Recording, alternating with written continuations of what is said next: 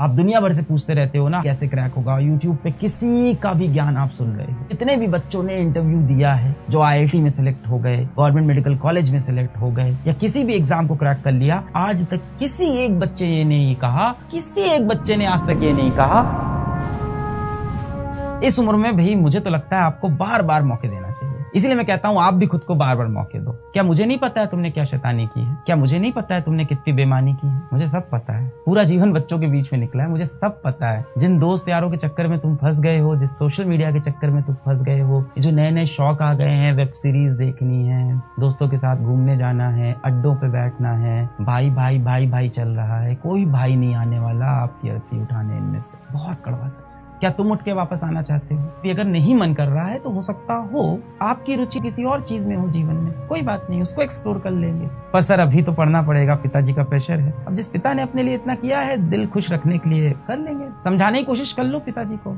समझ जाए तो अच्छा है। हमारे तो नहीं समझे, मैंने बहुत कोशिश की थी, तो मैं शिक्षक बन गया। मेरे पिताजी ही नहीं समझे थे, तुम्हारे कैसे समझेंगे? मुश्किल है बहुत उनको समझाना। उस जनरेशन में इंसान चला जाता है, समझना बहुत मुश्किल होता है। जनरेशन गैप होता है, कहीं ना कहीं आप ही का भला चाहते हैं, ऐसा नहीं है, तरीके थोड़े गलत हो जाते हैं। कि कोई भी बच्चा हो, कितनी भी बदमाशी करे, कितनी भी शैतानी करे, कितना भी भटक जाए पथ से, कितनी भी गाली गलौज करने लगे, किसी भी तरह की हरकतों में फंस जाए, अड्डेबाजी में चला जाए, इंस्टाग्राम के चक्कर में फंस जाए, हमें लगता है कि वो दिल से तो सच्चा है, उसका इंटेंट तो अच्छा है, करना वो असल में अच्छा चाहता है। कहीं ना कहीं जीवन ने उसका साथ नहीं दिया, कहीं ना कहीं समाज के इन शैतानों ने उसको भटका दिया। तो मेरा ये कर्तव्य है, मैं उसको एक और मौका दूं, एक और मौका दूं, एक और मौका दूं, एक और मौका दूं, एक और मौका दूं और देता रहूं। एक ना एक दिन उसको भी रियलाइज हो जाएगा कि असली दुनिया कहीं और। जितनी भी सुविधाएं मिले बेटा उसका इस्तेमाल करो अच्छे से।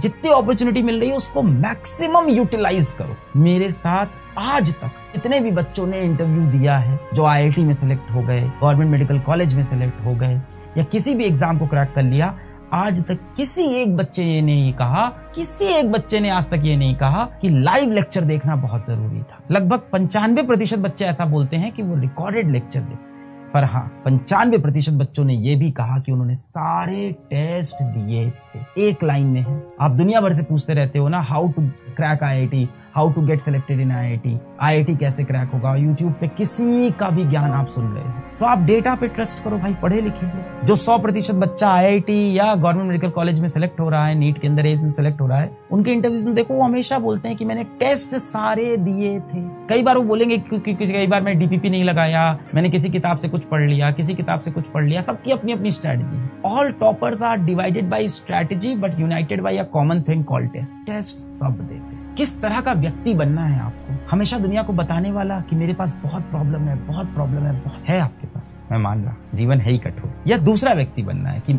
अपनी इस प्रॉब्लम को मैं इस तरह से सॉल्व करूंगा, अपनी इस प्रॉब्लम को मैं इस तरह से सॉल्व करूंगा। सोल्यूशन हर चीज का है, बात आती है अब आपकी ईमानदारी की वजह से। अभी तक जितनी गलतियां हुई उन पे मट्टी डालते हैं, गलतियों को सुधारते हैं, वापस आते हैं, इन सारी चीजों का इस्तेमाल करते हैं और वापस अपने लक्ष्य की तरफ देखते हैं। पर मैं आज जाने से पहले फिर बोलूंगा, उसको एक और मौका दूं, एक और मौका दूं, एक और मौका दूं, एक और मौका दूं, एक और मौका दूं और देता रहूं। क्लास 10th बोर्ड में किसी के मान लो 60% नंबर आए, या किसी के मान लो 70% नंबर आए, क्या वो आईएएस ऑफिसर नहीं बनता भविष्य में? बिल्कुल बनता है।